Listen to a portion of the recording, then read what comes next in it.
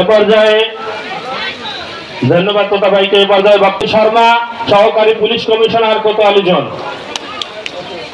মধ্যে আমরা এদেরকে ঘর বাড়ি বাসা বাড়ি এখানে হয়তো ইসলাম সাকিব সমন্বয় বক্তব্য নিয়ে আসছেন রায়দুল ইসলাম সাকিব।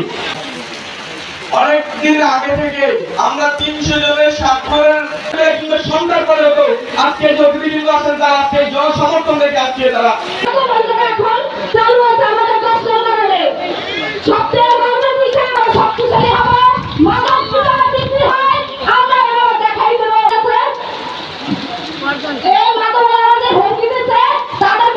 নির্মূল করতে চায়, তারা সহযোগিতা করবেন এবং আমাদের